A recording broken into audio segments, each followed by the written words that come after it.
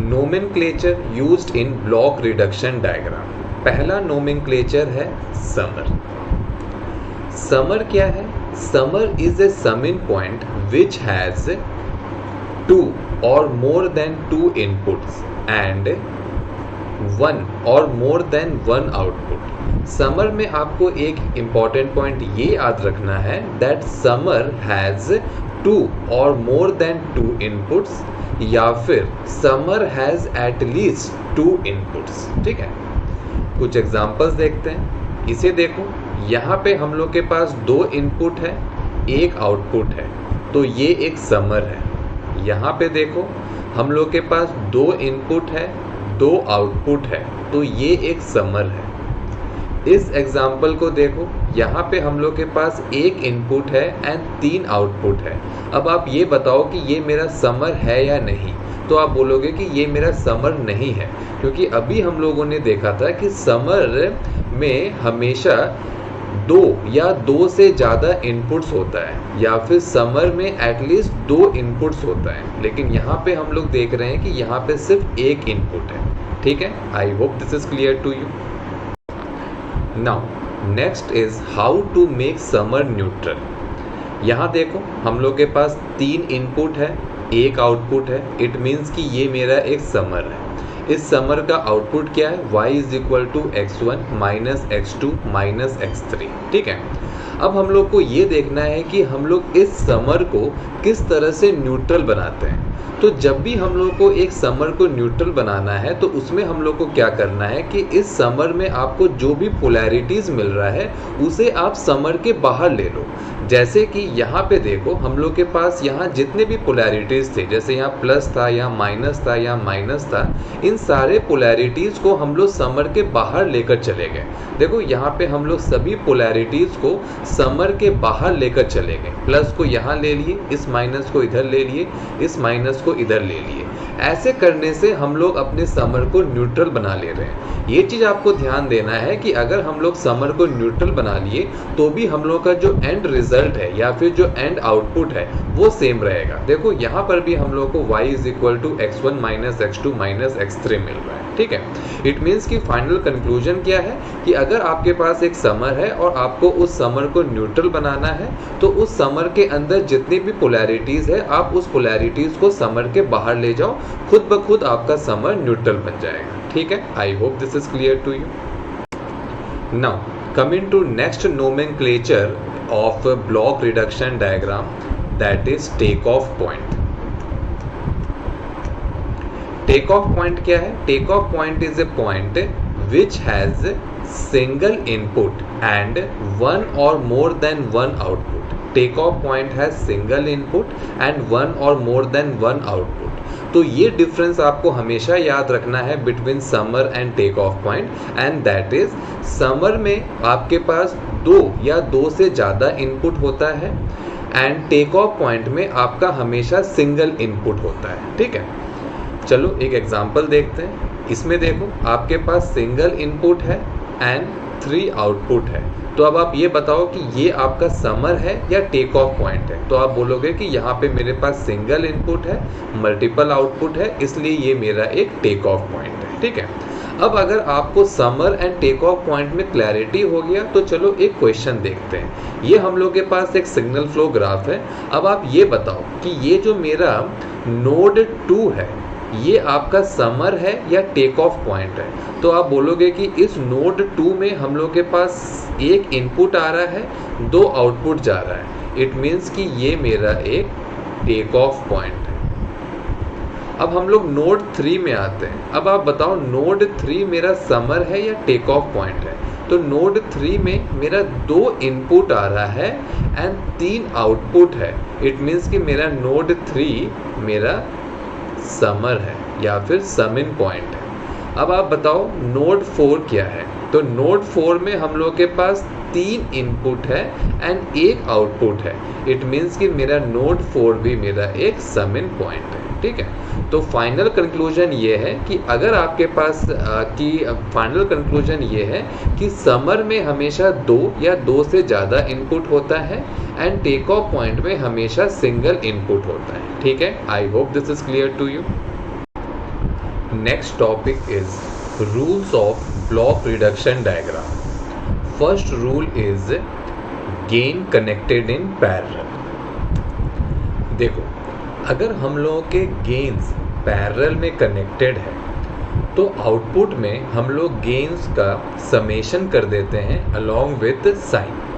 जैसे कि यहाँ देखो, मेरा जो G1 एंड G2 है वो पैरेलल में कनेक्टेड है, तो मेरा जो यहाँ पे ओवरऑल आउटपुट है it is equal two plus minus G1x plus minus G2x। It means कि हम लोग गेन्स का समेशन कर दिए अलॉन्ग विथ इट्स साइन। ठीक है, इसको अगर हम लोग फर्दर सिंप्लीफाई करेंगे तो हम लोगों को मिल रहा है y/x which is my overall transfer function and it is equal two plus minus G1 plus minus G2। It means कि अगर मेरे गेन्स कनेक्टेड है तो हम लोगों को गेन्स का समेशन करना है अलॉन्ग विथ इट्स साइन। यहाँ तक तो सिंपल है, यहाँ पे किसी को कोई दिक्कत नहीं होता है। दिक्कत स्टूडेंट्स को होता है to identify whether my gains are connected in parallel और नॉट। तो अगर आपको ये आइडेंटिफाई करना है कि आपका जो गेन्स है वो पैरेलल में कनेक्टेड है कि नहीं, इसके लिए आपको हमेशा दो फंडामेंटल्स पता होना चाहिए।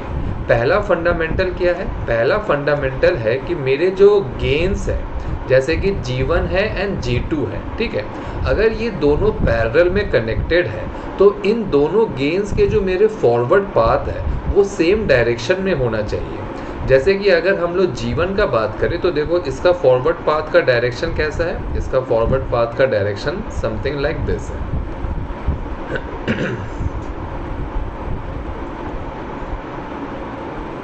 फॉरवर्ड पाथ इट मीन्स कि हम लोग को इनपुट को आउटपुट से कनेक्ट करना है। तो देखो G1 का जो फॉरवर्ड पाथ है उसका डायरेक्शन ये है, G2 का जो फॉरवर्ड पाथ है उसका डायरेक्शन ये है।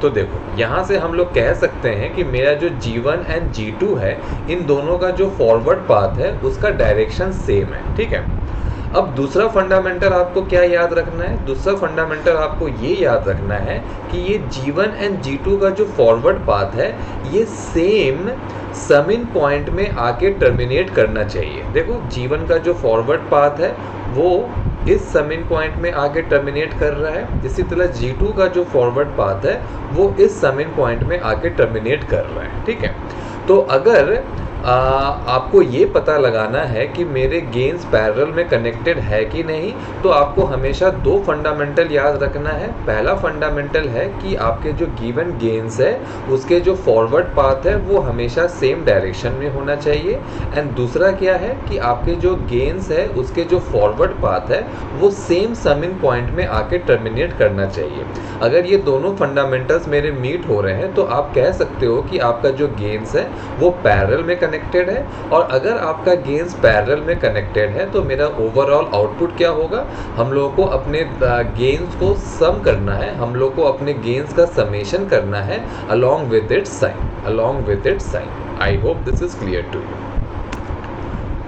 Now coming to our second rule, that is gain connected in series.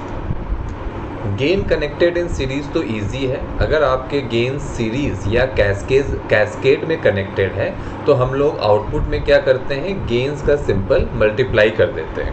जैसे कि यहाँ देखो G1 एंड G2 कैस्केड में कनेक्टेड है, तो यहाँ पे हम लोग को क्या मिलेगा? यहाँ पे हम लोग को मिल रहा है G1x, और यहाँ पे हम लोग का y कितना हो जाएगा? y will be equal to G1 G2x, या फिर इसको अगर हम लोग फर्दर सिंप्लीफाई करें तो हम लोग को मिल जाएगा y/x, that is overall transfer function is equal to G1 G2। It means कि फाइनल कंक्लूजन क्या है कि अगर मेरे गेन्स सीरीज या कैस्केड में कनेक्टेड है तो हम लोगों को गेन्स को मल्टीप्लाई कर देना चाहिए। I hope this is clear to you. Now coming to our third rule, that is feedback path. तो देखो अगर हम लोग फीडबैक पाथ का बात करें तो हम लोगों के पास दो फीडबैक पाथ रहता है। एक हम लोग कहते हैं नेगेटिव फीडबैक, और एक हम लोग कहते हैं पॉजिटिव फीडबैक। देखो नेगेटिव फीडबैक में क्या होता है कि मेरा जो फीडबैक पाथ है वो सम इन पॉइंट में आके कनेक्ट होता है अलोंग विथ निगेटिव पोलैरिटी, ठीक है। तो इस फीडबैक को हम लोग कहते हैं निगेटिव फीडबैक। और इस फीडबैक के लिए मेरा जो ओवरऑल ट्रांसफर फंक्शन होगा that is y by x, it will be equal to g by 1 plus g h, g by 1 plus g h. g is the forward gain and h is the feedback gain, ठीक है। अब अगर हम लोग positive feedback का बात करें तो पॉजिटिव फीडबैक में हम लोग के जो फीडबैक पाथ होता है वो इस सम इन पॉइंट से आके कनेक्ट होता है अलोंग विथ पॉजिटिव पोलैरिटी। यहाँ पे फीडबैक पाथ निगेटिव पोलैरिटी से कनेक्ट हो रहा था, इसलिए इसे हम लोग निगेटिव फीडबैक कह दिए। यहाँ पे फीडबैक पाथ पॉजिटिव पोलैरिटी के साथ कनेक्ट हो रहा है, इसलिए हम लोग इसे पॉजिटिव फीडबैक कहते हैं। और पॉजिटिव फीडबैक के केस में मेरा जो ओवरऑल ट्रांसफर फंक्शन होता है that is y by x, it will be equal to g by 1 minus g h, g by 1 minus g h, ठीक है। I hope this is clear to you. यहाँ पे आपको एक और इम्पॉर्टेंट पॉइंट ये ध्यान रखना है कि देखो निगेटिव फीडबैक के केस में फीडबैक पाथ का जो पोलैरिटी है वो निगेटिव है। पॉजिटिव फीडबैक के केस में फीडबैक पाथ का जो पोलैरिटी है वो पॉजिटिव है। लेकिन इन दोनों केस में, निगेटिव फीडबैक के केस में एंड पॉजिटिव फीडबैक के केस में, दोनों के केस में मेरा जो इनपुट है वो देखो इस सम इन पॉइंट के साथ हमेशा पॉजिटिव पोलैरिटी के साथ कनेक्ट हो रहा है। यहाँ पर भी देखो मेरा जो इनपुट है वो इस सम इन पॉइंट के साथ हमेशा पॉजिटिव पोलैरिटी के साथ कनेक्ट हो रहा है, ठीक है। तो ये चीज़ आपको हमेशा ध्यान देना है in case of feedback path. दो चीज़ आपको ध्यान रखना है, अगर निगेटिव फीडबैक है तो मेरा जो फीडबैक पाथ है वो निगेटिव पोलैरिटी के साथ कनेक्ट होगा, उसका ओवरऑल ट्रांसफर फंक्शन होगा g by 1 plus g H. अगर पॉजिटिव फीडबैक है तो मेरा फीडबैक पाथ पॉजिटिव पोलैरिटी के साथ कनेक्ट होगा, उसका ओवरऑल ट्रांसफर फंक्शन होगा g by 1 minus g H. और तीसरा चीज़ आपको ये ध्यान रखना है कि इन दोनों केस में मेरा जो इनपुट है वो हमेशा पॉजिटिव पोलैरिटी के साथ कनेक्ट हो रहा है with the sum in point, ठीक है। I hope this is clear to you. अब चलो हम लोग एक बहुत इंटरेस्टिंग क्वेश्चन सॉल्व करते हैं। इस क्वेश्चन में हम लोग दो कॉन्सेप्ट को यूज़ करेंगे। पहला कॉन्सेप्ट रहेगा रिलेटेड टू फीडबैक पाथ और दूसरा कॉन्सेप्ट रहेगा related to neutralization of sum in point, ठीक है। जो अभी हम लोगों ने देखा भी था कि अगर मेरे पास एक समर है तो हम लोग उस समर को किस तरह से न्यूट्रल बनाते हैं। देखो क्वेश्चन क्या है, आपके पास एक ये ब्लॉक डायग्राम दिया गया है और आपको कह रहा है to find y by x, that is आपको कह रहा है to find its overall transfer function. तो इस ब्लॉक डायग्राम को आप देखोगे और आप बोलोगे कि सर यहाँ पे जो मेरा फीडबैक पाथ है वो इस सम इन पॉइंट के साथ निगेटिव पोलैरिटी के साथ इंट्रोड्यूस हो रहा है, तो ये मेरा एक निगेटिव फीडबैक है। और जो कि ये मेरा एक निगेटिव फीडबैक है तो मेरा जो ओवरऑल ट्रांसफर फंक्शन होगा that will be equal to g by 1 plus g h, ठीक है। आप जैसे ही ये क्वेश्चन का आप जैसे ही इस क्वेश्चन का ये रिजल्ट निकालोगे वैसे ही आपका ये रिजल्ट रॉन्ग हो जाएगा, वैसे ही आपका ये रिजल्ट रॉन्ग हो जाएगा और आपको निगेटिव मार्किंग मिलेगा। ऐसा क्यों? इसलिए अब आप आगे देखो।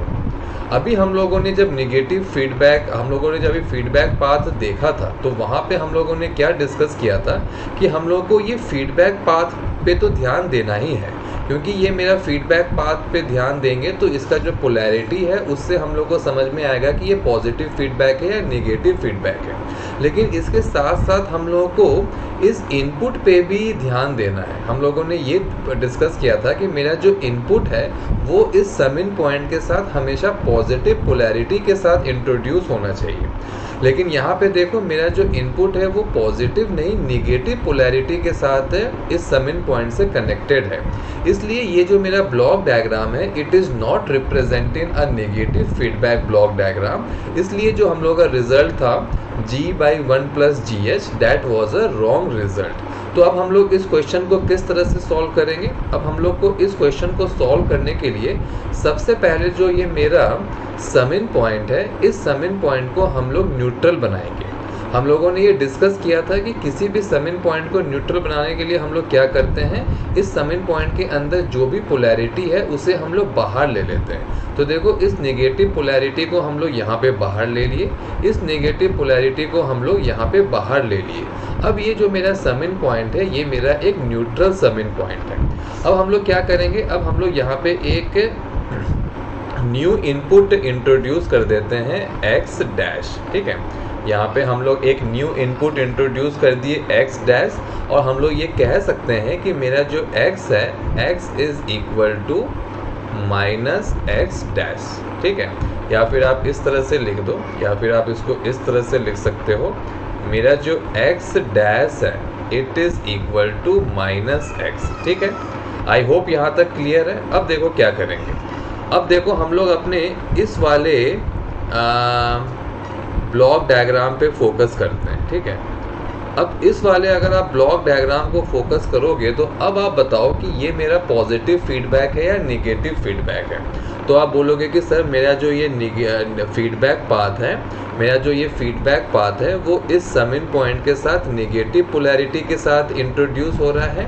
साथ ही मेरा जो ये इनपुट है एक्स डैश, ये मेरा जो ये इनपुट है एक्स डैश, वो इस समिन पॉइंट के साथ किस पोलैरिटी के साथ इंट्रोड्यूस कनेक्ट हो रहा है। देखो यहाँ पे मेरा कुछ भी नहीं है, इट मीन्स कि मेरा यहाँ पे ये पॉजिटिव पोलैरिटी हम लोग कह सकते हैं। ठीक है, तो मेरा जो ये इनपुट है X dash it is connected with the summing point with a positive polarity. तो अब हम लोग ये कह सकते हैं कि ये जो मेरा फीडबैक पाथ है it is nothing but my negative feedback. ठीक है, अब अगर ये मेरा नेगेटिव फीडबैक है तो देखो अब मेरा जो ट्रांसफ़र फंक्शन है y बाई एक्स डैश, देखो यहाँ पे हम लोग y बाई एक्स नहीं ले रहे हैं, हम लोग y बाई एक्स डैश ले रहे हैं, क्योंकि अभी हम लोग सिर्फ इस ब्लॉक डायग्राम का बात कर रहे हैं। ये क्या हो जाएगा, it will be equal to g by 1 plus g h. लेकिन हम लोग को निकालना क्या है, हम लोग को निकालना है y बाई एक्स। ठीक है, तो अब क्या हो जाएगा, यहाँ पे अगर हम लोग x डैश के जगह x पुटअप करें तो हम लोग को क्या मिल जाएगा,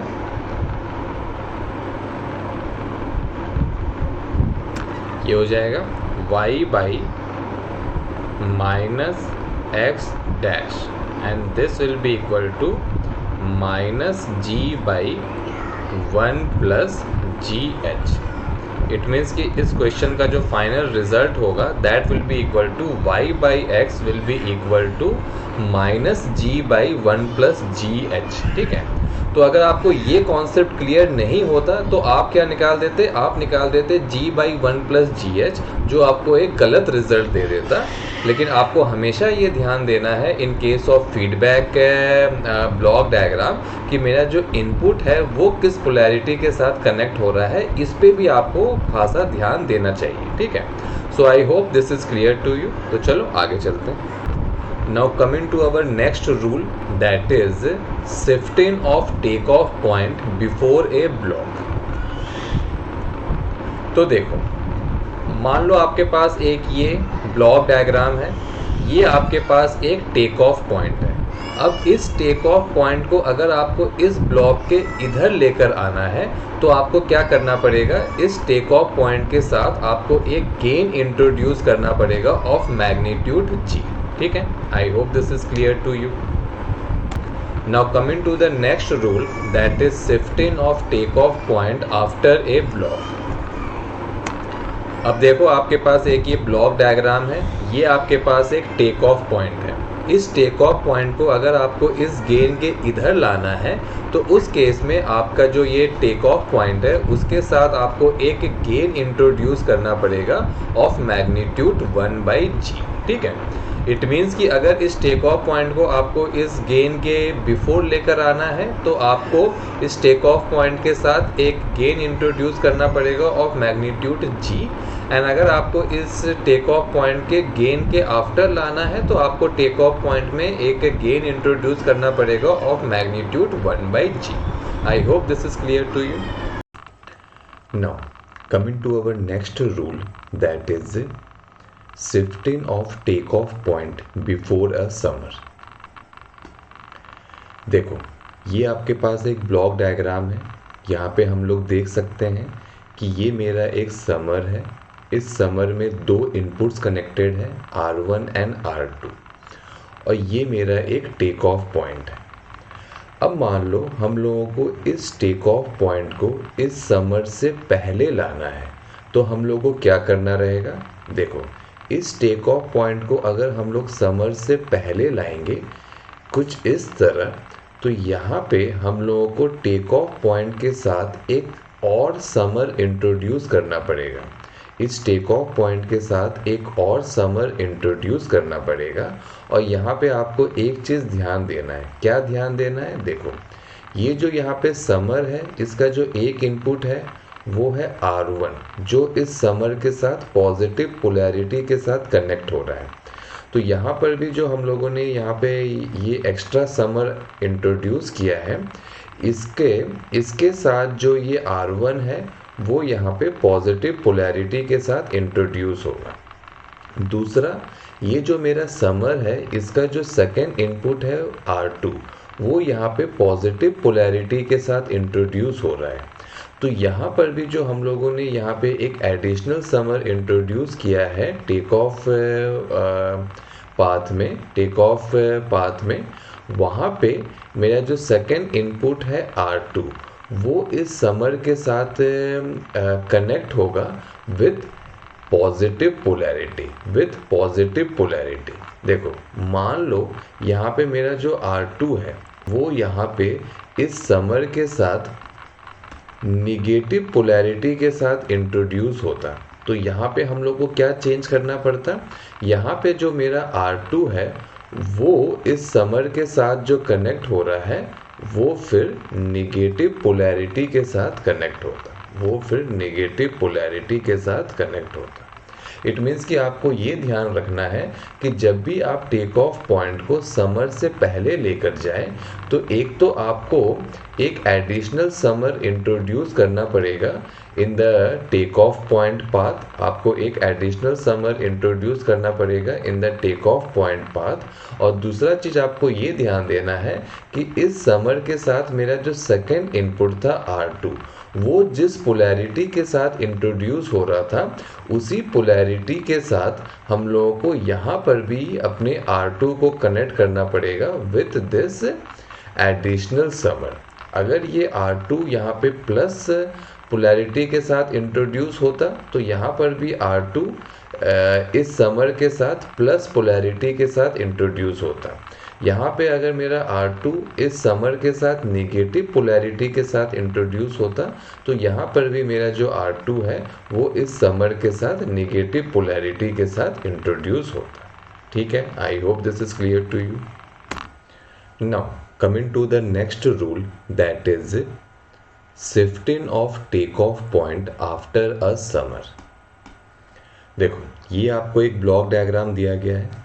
यहाँ पे आपके पास एक समर है and this is your take off point. अब देखो, अगर इस टेक ऑफ पॉइंट को इस बार हम लोगों को समर के आफ्टर इंट्रोड्यूस करना है, तो देखो हम लोगों को क्या करना पड़ेगा। देखो,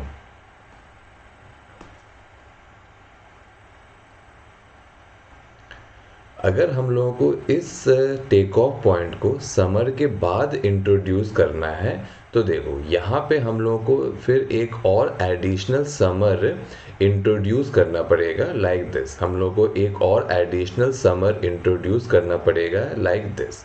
और यहाँ पे हम लोग को एक चीज़ ये ध्यान देना है कि ये जो समर है, इस समर के साथ मेरा जो सेकेंड इनपुट कनेक्ट हो रहा था R2, ठीक है, उसका हम लोग को पोलैरिटी चेक करना है। जैसे यहाँ पे देखो, R2 मेरा पॉजिटिव पोलैरिटी के साथ इस समर के साथ कनेक्ट हो रहा था। तो अब हम लोग को यहाँ क्या करना है कि इस समर के साथ जब हम लोग R2 को कनेक्ट करेंगे, तो हम लोग को यहाँ पे R2 का पोलैरिटी रिवर्स करना पड़ेगा। देखो, यहाँ पे R2 मेरा पॉजिटिव पोलैरिटी के साथ कनेक्ट हो रहा था, तो इस केस में मेरा R2 नेगेटिव पोलैरिटी के साथ हम लोग को कनेक्ट करना पड़ेगा। इसी तरह मान लो कि यहाँ पे मेरा जो R2 है वो नेगेटिव पोलैरिटी के साथ इंट्रोड्यूस होता, ठीक है, और उस केस में अगर हम लोग अपने टेक ऑफ पॉइंट को समर के बाद लेकर आते तो हम लोग को क्या करना पड़ता, ये जो मेरा एडिशनल हम लोगों ने समर इंट्रोड्यूस किया था, इस समर के साथ हम लोग का जो R2 है, इस समर के साथ हम लोग का जो R2 है वो फिर पॉजिटिव पोलैरिटी के साथ इंट्रोड्यूस होता, वो फिर पॉजिटिव पोलैरिटी के साथ इंट्रोड्यूस होता। इट मीन्स कि फाइनल कंक्लूजन ये है कि देखो, अगर हम लोगों को टेक ऑफ पॉइंट को समर के पहले लेकर जाना है तो उस केस में क्या है कि मेरा जो R2 है इसका जो भी पोलैरिटी होगा आपको सेम पोलैरिटी के साथ इस R2 को इस एडिशनल समर के साथ इंट्रोड्यूस करना है। लेकिन अगर हम लोग अपने टेक ऑफ पॉइंट को समर के बाद लेकर जा रहे हैं तो उस केस में मेरा जो R2 है उसका जो पोलैरिटी है उस पोलैरिटी को हम लोगों को रिवर्स करके अपने R2 को कनेक्ट करना पड़ेगा विद द एडिशनल समर, ठीक है, which we have introduced in the take off path. I hope this is clear to you. Now coming to our next rule, that is rearrangement of summers। देखो, ये मेरे पास एक block diagram दिया गया है। इस ब्लॉक डायग्राम में हम लोग देख सकते हैं कि हम लोग के पास दो समर है और ये दोनों summer adjacent to each other है। ये दोनों summer adjacent to each other है। एडजेसेंट टू ईच अदर होने का क्या मतलब है कि इस दोनों समर के बीच में आपको ना ही कोई ब्लॉक दिख रहा है और ना ही आपको कोई टेक ऑफ पॉइंट दिख रहा है, ठीक है। तो अगर आपके पास दो समर है which are adjacent to each other तो उस केस में क्या है कि आप स्वैपिंग ऑफ समर्स कर सकते हो। ये वाला समर इधर आ जाएगा एंड ये वाला समर इधर आ जाएगा। ऐसे जब आप समर्स को स्वैप कर दोगे तो आपका जो overall output of block diagram है उसमें कोई इम्पैक्ट नहीं पड़ेगा। जैसे कि यहाँ देखो मेरा आउटपुट क्या मिल रहा है, R1 plus R2 plus R3। अब यहाँ पे देखो हम लोगों ने समर्स को स्वैप कर दिया, ये वाला समर इधर आ गया, ये वाला समर इधर आ गया। लेकिन ऐसे करने से भी हम लोग का जो आउटपुट है उसमें कोई वेरिएशन नहीं मिल रहा है। We are getting the same output, that is y is equal to R1 plus R2 plus R3। It means कि फाइनल कंक्लूजन ये है कि अगर आपके पास दो समर है एंड दोनों summer adjacent to each other है, एडजेसेंट टू ईच अदर होने का मतलब है कि दोनों समर के बीच में ना ही कोई ब्लॉक हो ना ही कोई टेक ऑफ पॉइंट हो, तो उस केस में आप समर के पोजीशंस को एक दूसरे के साथ स्वैप कर सकते हैं। ऐसे करने से क्या है कि आपका ब्लॉक डायग्राम जो है वो काफ़ी हद तक सिंप्लीफाई हो जाता है, वो काफ़ी हद तक सिंप्लीफाई हो जाता है, जिससे आपको उसका जो ओवरऑल ट्रांसफ़र फंक्शन है वो निकालने में आपको थोड़ा सा ईज मिल जाता है, ठीक है। I hope this is clear to you. Now coming to our next rule, that is shifting of summer before a block. तो देखो ये हम लोग के पास एक ब्लॉक डायग्राम है। यहाँ पे हम लोग देख सकते हैं कि हम लोग के पास एक ब्लॉक है ऑफ गेन G और ये हम लोग के पास एक समर है, ठीक है। अब अगर हम लोगों को इस समर को इस गेन से या फिर इस ब्लॉक के बिफोर शिफ्ट करना है तो क्या होगा। तो देखो अगर हम लोग इस समर को इस ब्लॉक के बिफोर शिफ्ट करते हैं समथिंग लाइक दिस, तो इस समर का जो सेकंड इनपुट है, इस समर का जो सेकंड इनपुट है दैट इज R2, इसके साथ हम लोगों को एक गेन इंट्रोड्यूस करना पड़ेगा ऑफ मैग्नीट्यूड 1/G। इसके साथ हम लोग एक गेन इंट्रोड्यूस करेंगे ऑफ मैग्नीट्यूड 1/G। इस वाले केस में हम लोगों को पोलैरिटी का कोई दिक्कत नहीं है, यहाँ पे हम लोगों को कोई ध्यान देने का ज़रूरत नहीं है। यहाँ पे जो आपके पास पोलैरिटी रहेगा सेम पोलैरिटी आप यहाँ पे डालो। बस आपको ये ध्यान देना है कि मेरे समर के साथ जो सेकंड इनपुट कनेक्टेड है उसके साथ हम लोग एक गेन इंट्रोड्यूस करेंगे ऑफ मैग्नीट्यूड 1/G, ठीक है। I hope this is clear to you. Now coming to our next rule, that is shifting of summer after a block. Shifting of summer after a block. यहाँ देखो आपके पास एक summer है अब इस समर को अगर आपको अपने गेन के बाद इंट्रोड्यूस करना है तो उस केस में मेरा जो समर है उसका जो सेकंड इनपुट है उसके साथ आपको एक गेन इंट्रोड्यूस करना पड़ेगा ऑफ मैग्नीट्यूड g. ठीक है, I hope this is clear to you. Coming to our last rule, that is breaking 3 input summer into 2 input summer. तो देखो यहाँ पे हम लोग देख सकते हैं कि हम लोग के पास एक समर है जिसके पास 3 इनपुट्स है और इसका जो ओवरऑल आउटपुट है it is equal to R1 plus R2 minus R3. तो अब अगर मेरे पास 3 इनपुट समर है तो हम लोग इसे 2 इनपुट के 2 समर में ब्रेक कर सकते हैं लाइक दिस. देखो यहाँ पे हम लोगों ने 2 इनपुट के 2 समर में अपने 3 इनपुट समर को ब्रेक कर लिया और ऐसे करने से मेरा जो ओवरऑल आउटपुट है उसमें कोई चेंज नहीं हो रहा है. यहाँ पर भी हम लोगों को ओवरऑल आउटपुट मिल रहा है R1 plus R2 minus R3. I hope this is clear to you. चलो BRD से रिलेटेड एक क्वेश्चन देखते हैं. यहाँ पे आपको एक ब्लॉक डायग्राम दिया गया है और आपको कह रहा है to find its transfer function that is C/R.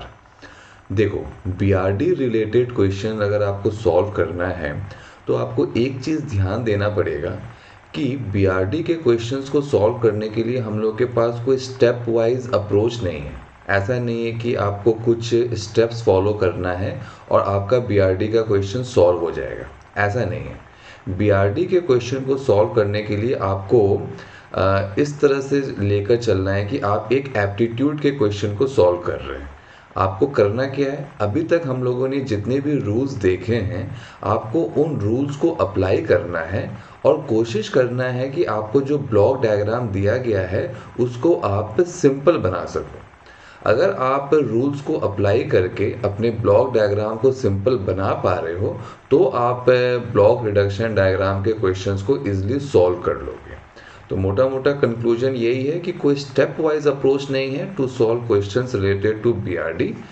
हम लोग का मंत्र यही रहेगा कि जो रूल्स है उस रूल्स को अप्लाई करो, ब्लॉक डायग्राम को सिंपल करो और उसके बाद आप अपना ट्रांसफर फंक्शन निकाल सकते हो. ठीक है, तो अब देखो ये ब्लॉक डायग्राम दिया गया है और इसका ट्रांसफ़र फंक्शन निकालना है.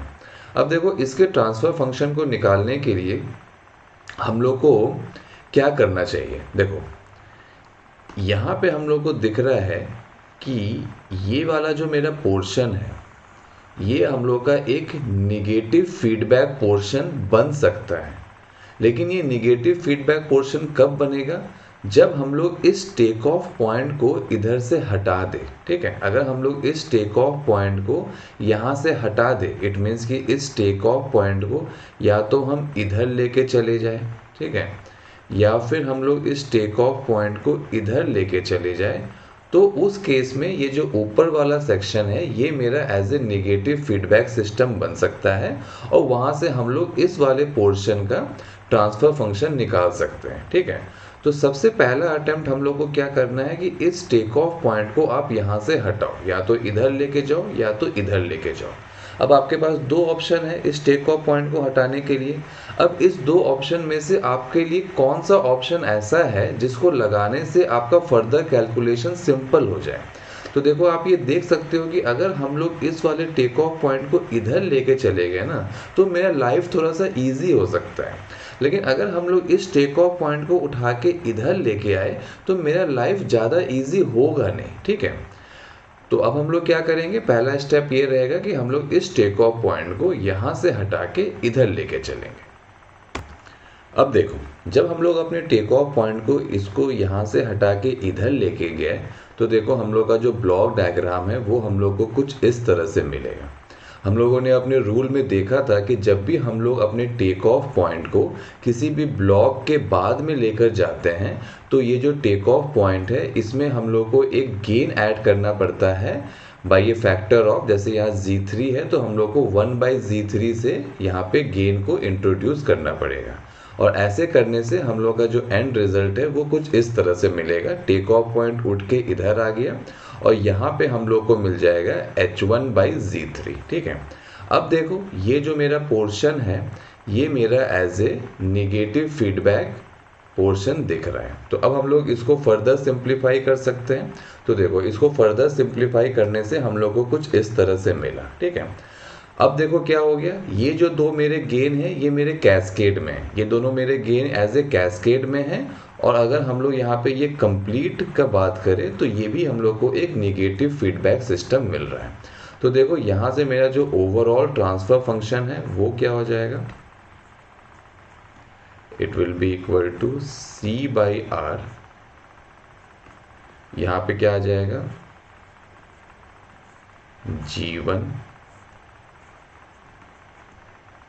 G2 G3